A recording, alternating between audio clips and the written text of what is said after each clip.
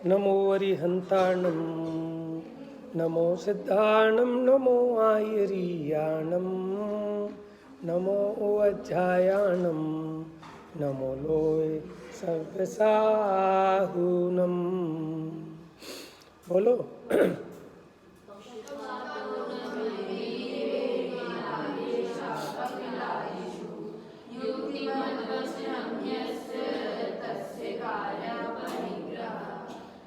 बीजांकुर्जनना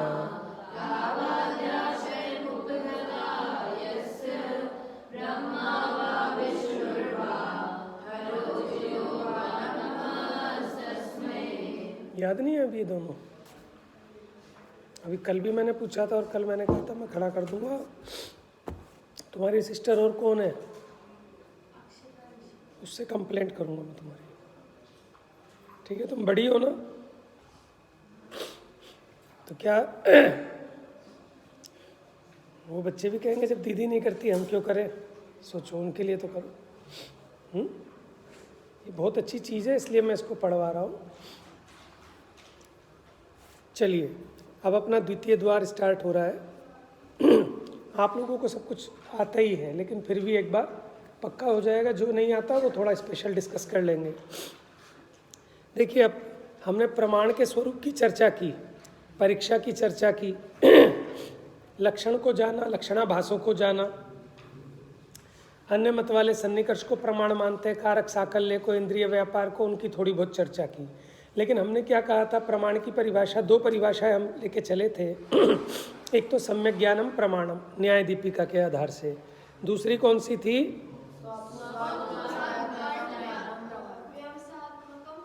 ज्ञानम प्रमाण। तो अभी जो हमारी कल चर्चा हुई थी वो ज्ञानम पे हुई थी।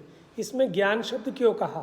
क्योंकि हम सन्निकर्ष आदि का निराकरण करने के लिए, वो सन्निकर्ष आदि को प्रमाण मानते हैं, हम उसको प्रमाण नहीं मानते हैं। तो ज्ञान प्रमाण है, लेकिन वो कैसा होना चाहिए? स्व, अपूर्व, अर्थ, व्यवसायत्मकम ज्ञानम। हर एक पद की व्याख्या हो गई। आइए, अब प्रमाण के भेदों की चर्चा होगी। आप लोग जानते हैं, आपके माइंड में सेट होगा, प्रमाण के दो भेद है, प्रत्यक्ष और परोक्ष। फटाफट देखते जाइए। विशद ज्ञान को प्रत्यक्ष प्रमाण कहते हैं, विशदम ज्ञानम। इसकी परिभाषा है ना, विशदम प्रत्यक्षम। नीचे देखिए फुटनोट में, विशदम प्रत्यक्षम। हो गया याद? परीक्षा मुख में आया। विशद ज्ञान क्या होता है? विशद माने निर्मल, स्पष्ट ज्ञान को प्रत्यक्ष कहते हैं।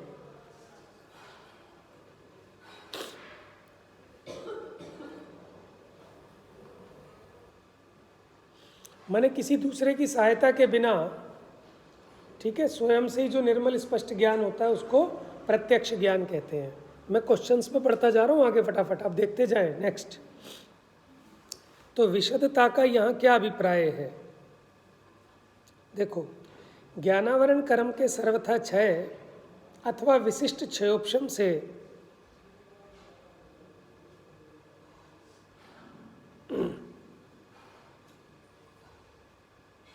विशदता का मतलब है स्पष्टता। विशदता का मतलब क्या है? निर्मलता। जो ज्ञानावरण आदि कर्म के सर्वथा क्षय अथवा विशिष्ट क्षयोपशम से उत्पन्न होती है और शब्द व अनुमान आदि से नहीं हो सकती। वो विशदपना शब्दों से, अनुमान से नहीं हो सकता। या तो ज्ञानावरणी का विशिष्ट क्षयोपशम हो या फिर ज्ञानावरणी का क्षय हो। उससे क्या होता है? स्पष्टता आती है ज्ञान में, निर्मलता आती है।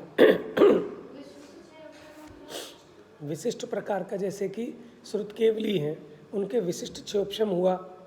आप किसी भी पदार्थ के संबंध में जब आपका विशिष्ट क्षयोपशम होता है तो उसमें स्पष्टता विशेष बनती है। हल्का क्षयोपशम होता है तो स्पष्टता उतनी विशेष नहीं बन पाती।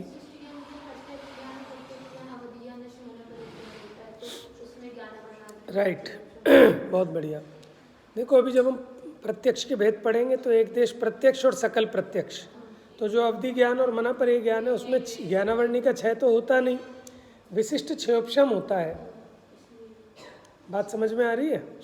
बहुत बढ़िया बताया अक्षरा ने। देखो भाई, अभी आपकी क्लास में सबसे ज़्यादा जो जिज्ञासु और एक एक शब्द को मतलब गहराई से पकड़ रही है, वो ये है। समझ में आया ना?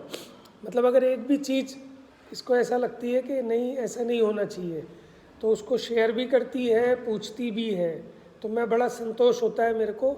इस तरह आप पढ़ें तो उससे मेरा भी लाभ है। बात समझ रहे हैं ना? मैंने एक एक चीज़ का कंसेप्ट एकदम क्लियर करके चल रही है। जब ये कल को बनेगी बहुत अच्छी टीचर बनेगी। मैंने एक भी चीज़ ऐसी नहीं जाएगी कि कोई बच्चा पूछ ले और ये ना बता पाए, है ना? तो अच्छी चीज़ें हमें दूसरों से ग्रहण करनी चाहिए, है ना? वैसे तो सभी अच्छे हैं, थोड़ा 19, 20, 21 का ही अंतर होता है, लेकिन अच्छी बात सब लोग सीखो ऐसे ही।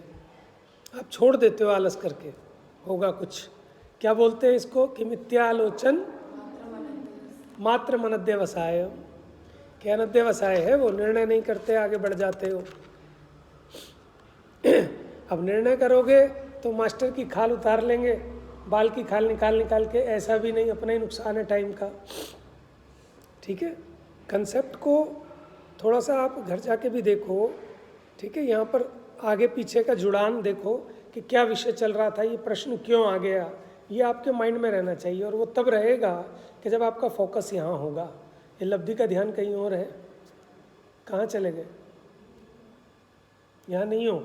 चेहरा बता देता है कि ध्यान कहाँ है बच्चे का। क्या है बेटा, समझ में आ रहा है?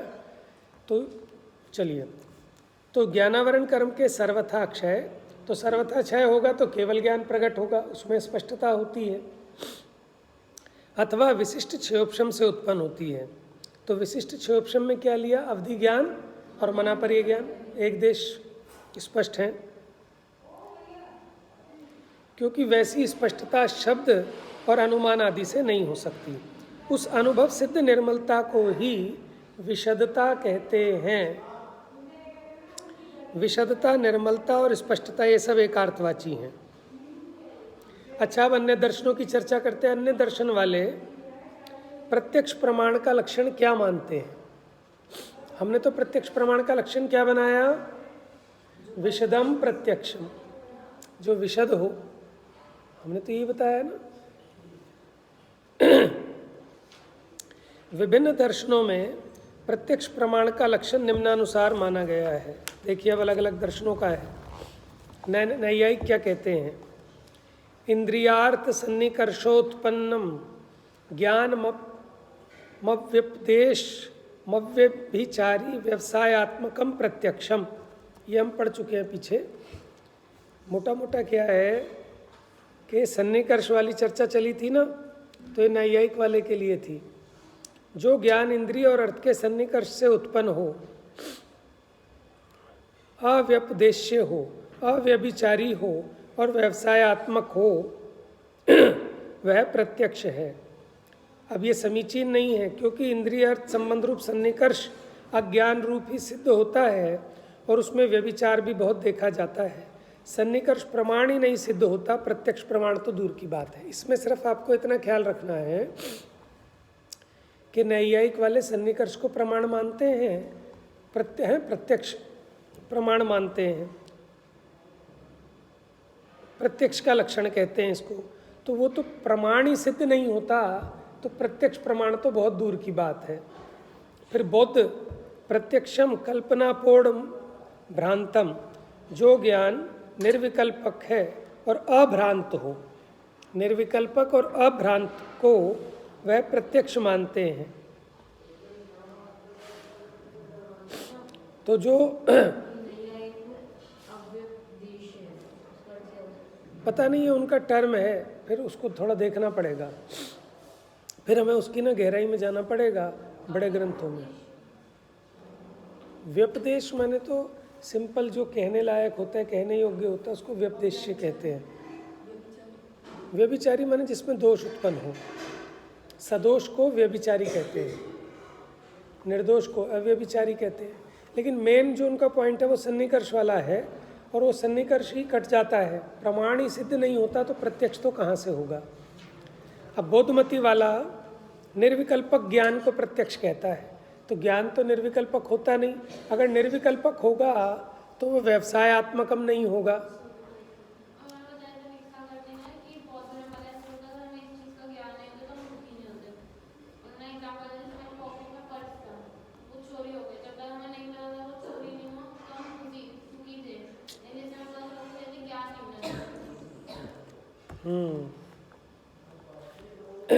तो हम तो ज्ञान को सविकल्पक कहते हैं। सविकल्पक होगा तभी तो वो ज्ञेयों को जानेगा, निर्विकल्पक होगा तो ज्ञेयों को ही नहीं जानेगा।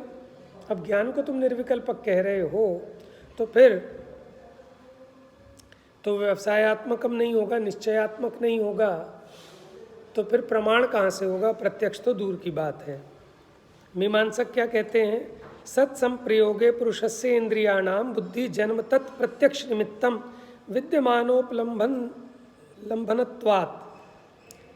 पदार्थ से इंद्रियों का संबंध होने पर पुरुष को उत्पन्न होने वाला ज्ञान प्रत्यक्ष है। माने इंद्रियों से पदार्थ और इंद्रियों का संबंध होने पर पुरुष को जो ज्ञान उत्पन्न हुआ वो प्रत्यक्ष है। परंतु ये भी समीचीन नहीं है, क्योंकि संशयादि ज्ञान भी पदार्थ से इंद्रियों का संबंध होने पर होते हैं, जो अप्रमाण है। मैंने इसमें संशय की तरफ से लिया कि संशय ज्ञान में भी पदार्थ और इंद्रिय के संबंध से पुरुष को ज्ञान उत्पन्न होता है। तो इसलिए जब वो अप्रमाण है तो वो सन्निकर्ष के जैसा ही है लगभग ये भी। ठीक है, सन्निकर्ष में जो दोष आते हैं, हाँ, इंद्रिय वृत्ति वाले। सांख्य प्रत्यक्ष का लक्षण क्या कहते हैं? प्रति विषयाध्यवसायो दृष्टम। सन्मुख स्थित विषय का ज्ञान प्रत्यक्ष है।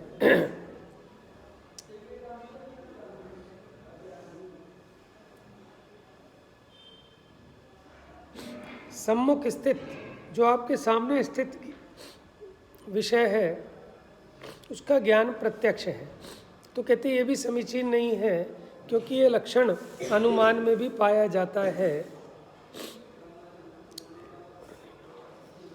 देखो, इससे अपने को ज़्यादा अभिप्राय नहीं है ये अन्य मत वालों का, तो मैं इस तरह के प्रश्न नहीं पूछूंगा पेपर में, है ना। रेलेवेंट क्वेश्चन ज़्यादा पूछूंगा, लेकिन ये तो विषय है तो वो बता दिया मोटा मोटा कि अन्य मत वाले जो मानते हैं वो प्रमाण नहीं है। आगे देखिए,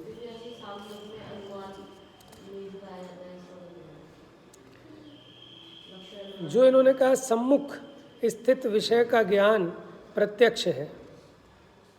जैसे देखो, आपने धुआं देखा, धुएं को देखकर जो अग्नि का ज्ञान हुआ यह अनुमान है, लेकिन जो अनुमान है अभी आगे आएगा। वो तर्क होता है, जहाँ व्याप्ति का ज्ञान होता है फिर अनुमान होता है। बिना व्याप्ति के ज्ञान के अनुमान नहीं होता। तो किसी भी ज्ञान में जो भी आप जानते हैं वो आपके ज्ञान में सम्मुख होता है, तभी उसका ज्ञान होता है, भले अनुमान भी हो। तो आप उसे प्रत्यक्ष कैसे कह सकते हैं? वो तो अनुमान में भी बनता है, परोक्ष में भी बनता है। इसलिए आपका यह लक्षण सदोष है। प्रत्यक्ष प्रमाण के कितने भेद हैं?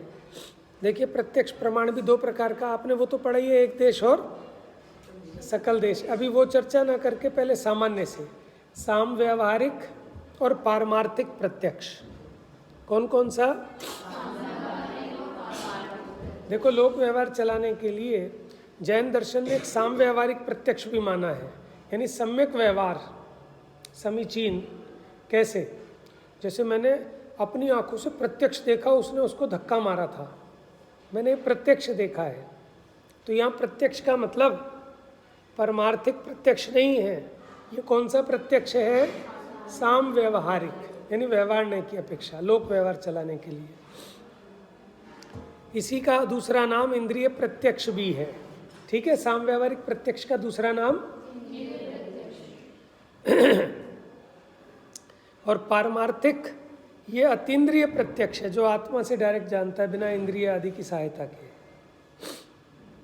अच्छा, इसके अतिरिक्त एक स्वसंवेदन प्रत्यक्ष भी कहा गया है, आध्यात्मिक ग्रंथों में भी कहा गया है। स्वसंवेदन प्रत्यक्ष अनुभूति, आत्मानुभूति में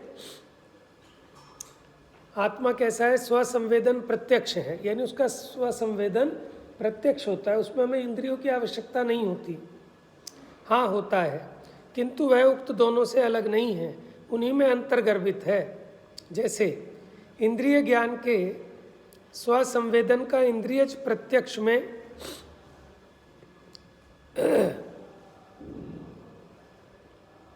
मनोनिमित्तक ज्ञान के स्वसंवेदन का मनोनिमित्तक प्रत्यक्ष में और योगी प्रत्यक्ष स्वसंवेदन का योग प्रत्यक्ष में अंतर्भाव हो जाता है।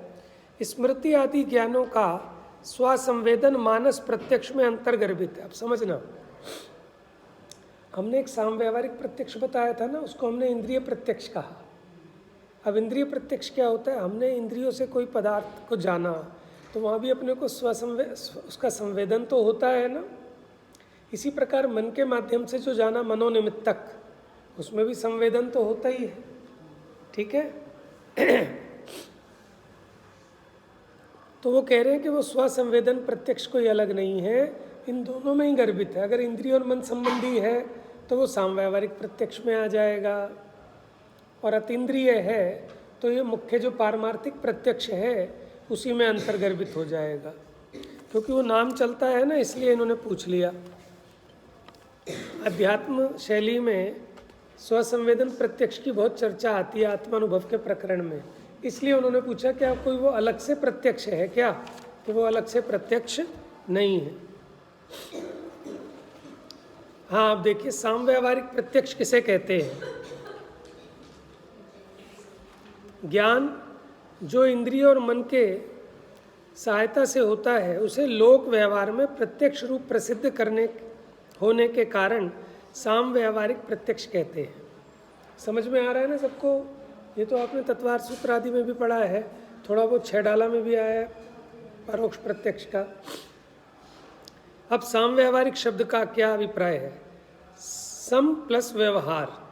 सम माने समीचीन, प्रवृत्ति निवृत्ति रूप व्यवहार को समव्यवहार कहते हैं, और समव्यवहार जिसका प्रयोजन उसे सामव्यावहारिक माने समीचीन व्यवहार, वो सामव्यावहारिक प्रत्यक्ष है। माने वहाँ भी गड़बड़ नहीं चलेगी, वहाँ भी अगर किसी, देखो लौकिक में जो कानों से सुना है उसको तो कहते हैं भाई मैंने प्रत्यक्ष नहीं जाना, और आंखों से देखी को प्रत्यक्ष कहते हैं कि भाई साहब मैंने प्रत्यक्ष देखा उसको, उसने उसको मारा है।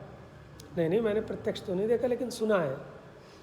तो लौकिक में उस प्रकार का व्यवहार चलता है, लेकिन अपने यहाँ क्या कह रहे हैं कि वो व्यवहार भी सम्यक होना चाहिए, झूठा नहीं। अच्छा, अब देखो आप कह रहे हैं कि सामव्यावहारिक प्रत्यक्ष में आपने इंद्रिय और मन को ही ज्ञान का कारण बताया, जबकि आपको प्रकाश और पदार्थ को भी बताना चाहिए था ज्ञान का कारण, क्योंकि बिना प्रकाश के दिखाई तो नहीं देती वस्तु, और अगर वस्तु ही ना हो तो भी वस्तु का ज्ञान नहीं होता, क्योंकि अन्य मत वाले पदार्थ को और प्रकाश को भी ज्ञान की उत्पत्ति का कारण मानते हैं। तो इसलिए प्रश्न खड़ा किया कि आपने प्रकाश और पदार्थ को क्यों छोड़ दिया? आपने इंद्रिय और मन को तो ले लिया ज्ञान के उत्पत्ति के कारण में, लेकिन प्रकाश और पदार्थ को क्यों छोड़ा? सीधे बैठेंगे बेटा, सीधे बैठो। प्रकाश माने रोशनी, उसके बिना दिखाई नहीं देता ना। अभी अंधेरा कर दें आपको कहाँ दिखेगा? आलोक ज्ञान का कारण है, इंद्रिय से ज्ञान उपजता है, यह मान रहा था पर क्यों कर जड़ चेतन सर्जन करता है। पढ़ा है ना आपने? नार्था लोको एक सूत्र है, आएगा इसमें बताऊंगा अभी, है नीचे है, सबसे नीचे, याद कर लेना भैया। ये परीक्षा मुख का 6ठा सूत्र है, दूसरे अध्याय का 19 का नार्था लोको कारणम परिच्छेद्यत्वात् तमोवत। उदाहरण भी दे दिया अंधकारवत। अंधकार को जानना हो तो कौन सा प्रकाश चाहिए? आप कह रहे हो ना प्रकाश से ज्ञान होता है, तो आप टॉर्च लेके जाओ अंधेरा देखने के लिए, दिखेगा अंधेरा? तो इसका मतलब तो बाधक कारण भी हो गया प्रकाश तो अंधकार के ज्ञान में। याद कर लिया? नार्था लोको कारणम परिच्छेद्यत्वात् तमोवत।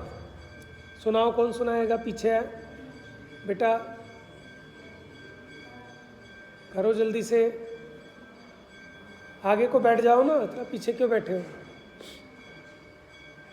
आ जाओ यहाँ, आगे जगह है, आ जाओ।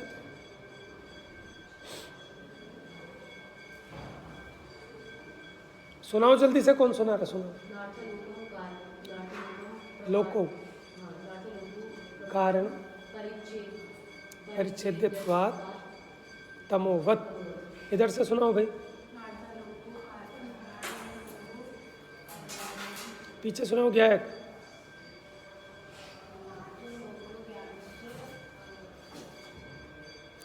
तुमने नीचे वाला याद कर लिया, मैंने उसके ऊपर वाला बोला है 19 का क। इधर रिद्धि सिद्धि करो बेटा, ऐसे थोड़ी होता है। आप करो, ऐसी कोई चीज़ नहीं है जो ना हो पाए। ज्ञानम, सीधा बैठ, बोलो।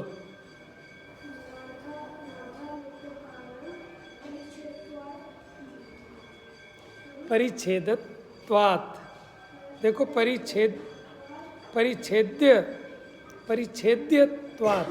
परिच्छेद्यत्वात्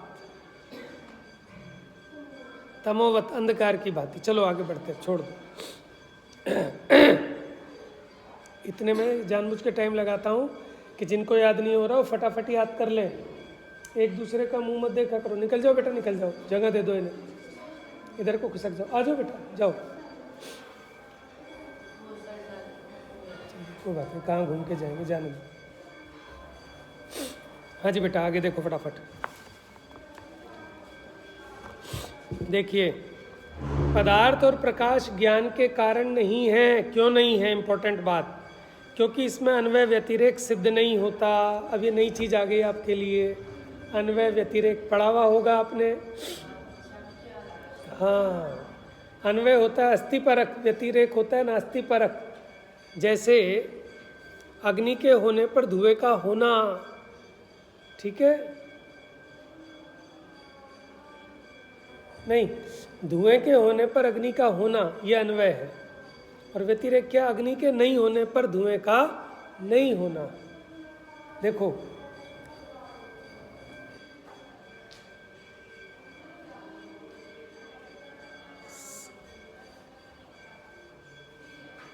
साधन के होने पर साध्य का होना यह अन्वय है, और साध्य के नहीं होने पर साधन का भी नहीं पाया जाना यह व्यतिरेक है। तो जिसमें अन्वय व्यतिरेक संबंध सिद्ध होता है उसी को हम उसका कारण मान सकते हैं, और जहाँ अन्वय व्यतिरेक सिद्ध नहीं होता इसलिए उसको कारण नहीं मानते। आइए नीचे अगला क्वेश्चन देखिए, 11वें नंबर का।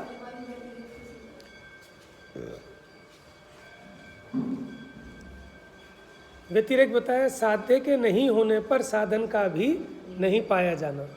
जैसे अगर अग्नि नहीं है तो धुआं भी नहीं होगा, यह व्यतिरेक संबंध है।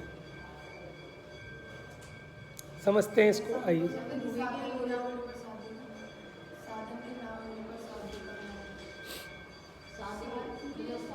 ऐसा नहीं है ना, ऐसे नहीं लगाते, क्योंकि कई बार धुआं नहीं होता तो भी अग्नि होती है, निर्धूम अग्नि होती है ना, इसलिए ऐसा नहीं लगाया। चलिए देखते हैं, समझते हैं इसको, जरा ध्यान से समझिएगा। यदि पदार्थ और प्रकाश ज्ञान के कारण हो तो उनके होने पर ज्ञान होना ही चाहिए। अगर पदार्थ और प्रकाश को हम साधन माने किसका, कारण माने किसका, ज्ञान का, तो इनके होने पर, कारण के होने पर कार्य होना ही चाहिए, यानी ज्ञान होना ही चाहिए। लेकिन देखा जाता है कि प्रकाश है लेकिन ज्ञान नहीं होता, पदार्थ भी सामने है लेकिन दिखाई नहीं देता। बात समझ में आ रही है? ये तो अन्वय हो गया। और उनके अभाव में ज्ञान नहीं ही होना चाहिए। अगर वो कारण नहीं है तो ज्ञान नहीं होना चाहिए। क्या कि अगर प्रकाश नहीं है, पदार्थ नहीं है, तो उसका ज्ञान नहीं होना चाहिए, लेकिन हो जाता है। प्रकाश सामने रमेश है लेकिन सुरेश का ज्ञान हो जाता है। हो जाता है कि नहीं हो जाता? कुछ भी नहीं है, स्वप्न में भी जान लेते हैं, ठीक है? तो इसलिए वो कह रहे हैं कि वो उसका नियामक कारण नहीं है, उससे अन्वय व्यतिरेकपना सिद्ध नहीं होता। अभी हम जब अनुमान की चर्चा करेंगे तो वहाँ आपको अन्वय व्याप्ति और व्यतिरेक व्याप्ति बताएंगे। तो अभी तो इतना समझना, अन्वय है अस्थि रूप और व्यतिरेक है नास्ति रूप से। रात्रि में विचरण करने वाले बिल्ली आदि को प्रकाश के अभाव में भी ज्ञान होता है, और उल्लू आदि को दिन में प्रकाश होने पर भी ज्ञान। तो दोनों के उदाहरण बता दिए हैं। कि उसके बिना भी ज्ञान हो रहा है बिल्ली को, और उल्लू को प्रकाश के होने पर भी ज्ञान नहीं हो रहा। इसलिए प्रकाश को ज्ञान का कारण नहीं माना जा सकता। उसी प्रकार पदार्थ को भी ज्ञान का कारण नहीं मान सकते, क्योंकि उसके अभाव में भी केश मशकादि ज्ञान की उत्पत्ति देखी जाती है।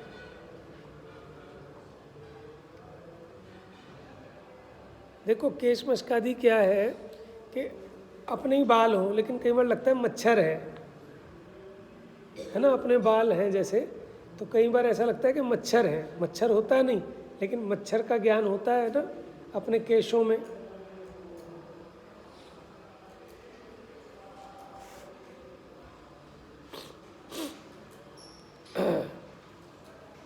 ये न्याय दीपिका में आया विषय।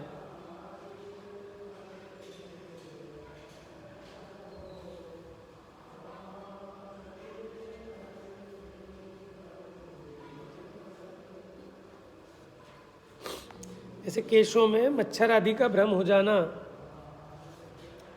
ऐसे बहुत जगह होता है। अपने को पदार्थ तो कुछ और है, लेकिन अपने को ज्ञान किसी और चीज़ का होता है।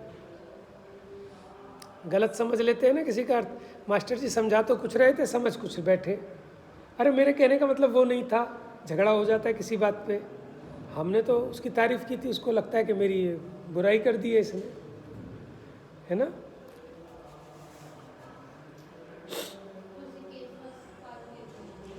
केश माने तो बाल समझ गए आप। अब मशक आदि मैं देख के बताऊंगा, लेकिन मतलब वही है कि केशों में मच्छर आदि का ज्ञान हो जाना। न्याय दीपिका है आप लोगों के पास? पढ़ी है आप लोगों ने? तो पढ़ी होगी। पढ़ी है आपने? किसी ने पढ़ी है न्याय दीपिका?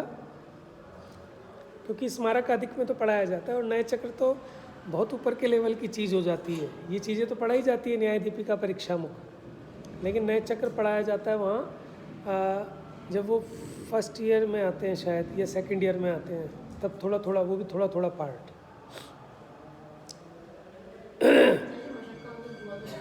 है।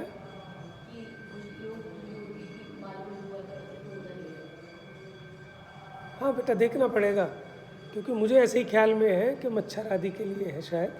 देख के बता देंगे। मतलब आप तात्पर्य समझ गए ना कि चीज़ होती है कुछ और, लेकिन ज्ञान होता है कुछ और। तो अगर जैसा पदार्थ था वैसे ही ज्ञान होना चाहिए।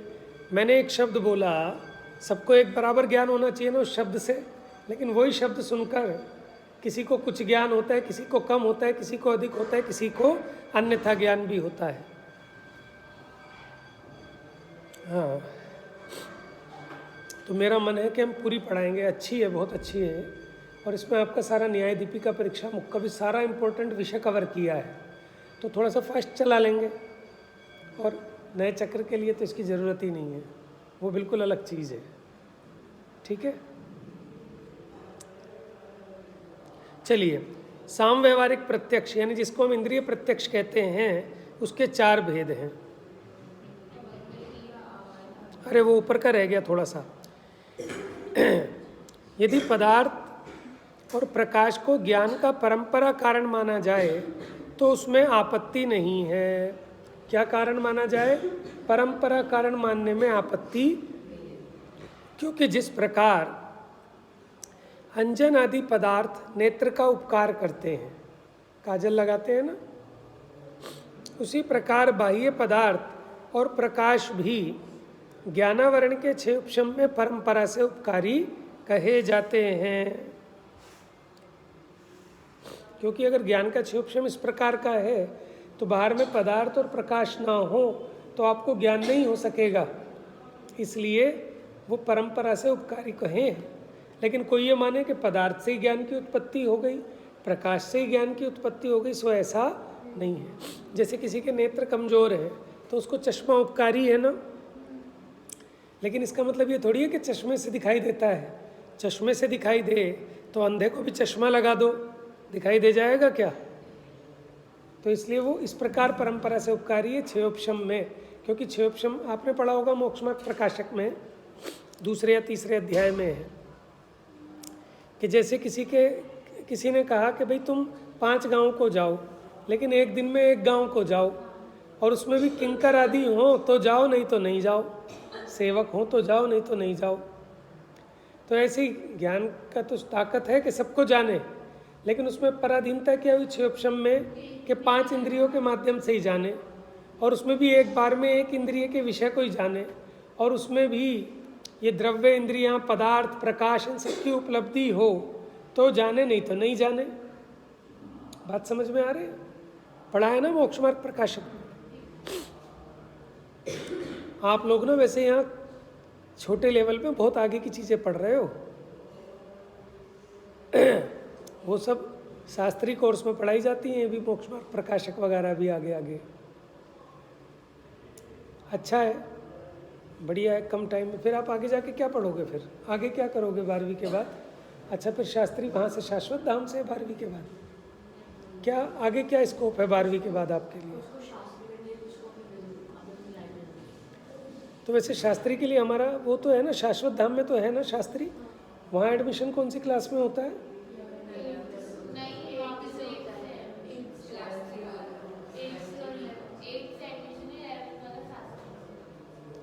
12th में ख़त्म है वहाँ भी? 12th के बाद भी है ना वहाँ? तो आप तो 12th तक ही सारा पढ़ जाओगे। लेकिन ये है कि आगे आगे फिर उसमें विशदता बढ़ती जाती है। उसी विषय को आपने मान लो 11th में पढ़ा, उसी को आप अगर मान लो 12th में पढ़ोगे तो उसकी गहराई बढ़ानी पड़ेगी। ठीक है, वही चैप्टर होते हैं, टॉपिक वही है। जैसे मेंसुरेशन है, 9th में भी आती थी, 10th में भी आती है, 11th में भी आती है, 12th में भी, लेकिन उसकी गहराई बढ़ती जाती है फिर।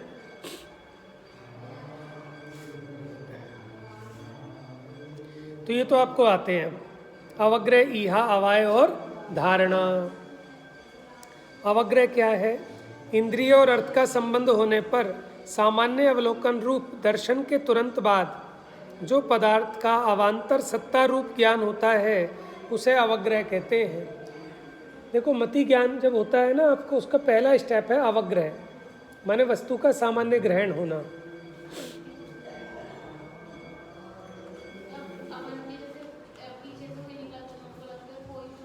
हाँ, कुछ है बस, ज्ञान का प्रथम स्टेप। बेटा आप लोग आगे बैठ जाओ, चाहे तो इनको थोड़ा रास्ता दे दो ना।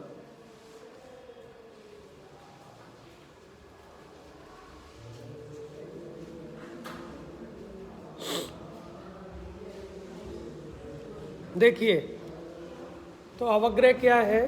क्या हुआ? इंद्रिय और पदार्थ का संबंध होने पर, देखो पहले होता है दर्शनोपयोग। पहले क्या होता है? दर्शनोपयोग। दर्शनोपयोग के बाद होता है ज्ञानोपयोग। अब उस ज्ञानोपयोग में भी सबसे पहला स्टेप होगा अवग्रह, कि बस कुछ है, ऐसा एक सामान्य ग्रहण हुआ उसका। फिर उसके बाद उसको जानने की विशेष इच्छा होगी कि क्या है, कि एक सामान्य अवलोकन तो हुआ कि कुछ है, लेकिन क्या कुछ है? ये बगुला है कि ध्वजा है? दूर से सफ़ेद देखा कि है, अवग्रह तो हुआ, लेकिन ये क्या है? ये ध्वजा है या बगुलों की पंक्ति है? ऐसी जानने की जो जिज्ञासा हुई उसको कहते हैं ईहा।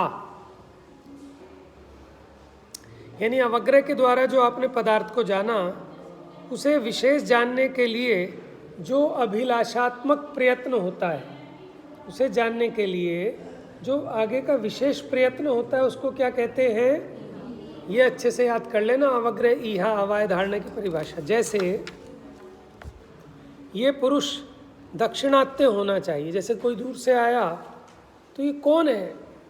यार ये रमेश ही होना चाहिए। ऐसा उसको विशेष जानने के लिए जो प्रयत्न हुआ, ये ईहा है, संशय रूप नहीं है, ये ध्यान रख लेना। ईहा ज्ञान संशय रूप नहीं है, वो सम्यक ज्ञान का ही अंश है, लेकिन उसमें क्या होती है कि विशेष प्रयत्न होता है उसको विशेष स्पष्ट जानने का। अवाय किसे कहते हैं? कि अब ईहा द्वारा ज्ञात पदार्थ का यथार्थ निश्चय हो गया, उसे कहते हैं अवाय। उसमें क्या था कि यार ये होना हो, ये रमेश ही होना चाहिए, और फिर जब निर्णय हो गया अरे रमेश ही है, तो ये क्या हो गया, अवाय। ठीक है, यहाँ में जिसको जानने के लिए विशेष प्रयत्न किया गया था, अब उसका निश्चयात्मक ज्ञान हो गया, तो ये अवाय हो गया। अब ये तो जान तो लिया, अब उसको कालांतर में नहीं भूलना।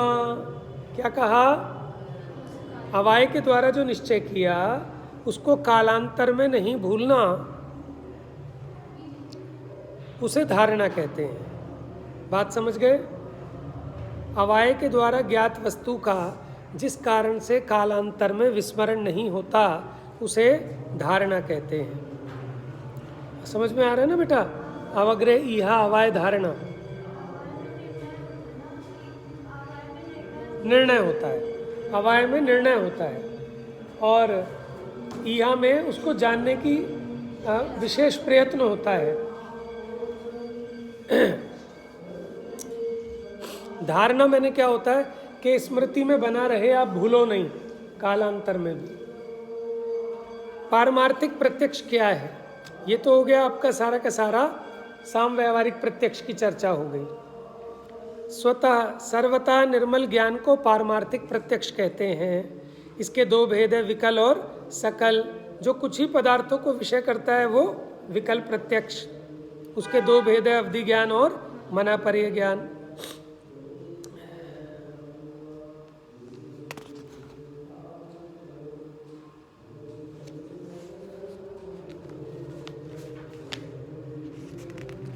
अब देखिए अपने प्रश्न 20 हो गए। अब अवधि ज्ञान और ये सब क्या है, ये कल ले लेंगे, है ना। विषय बहुत सरल है, कल इसको अधिकार को पूरा कर देंगे, फिर परोक्ष प्रमाण की चर्चा प्रारंभ हो जाएगी। अभी प्रत्यक्ष की चल रही है, फिर परोक्ष की प्रारंभ करेंगे कल। ठीक है बेटा, याद करते रहो आप साथ साथ, ठीक है। चलिए, जा वाणी के ज्ञान से सूझे लोकालोक, सो वाणी मस्तक नमो सदा देत हूँ धो।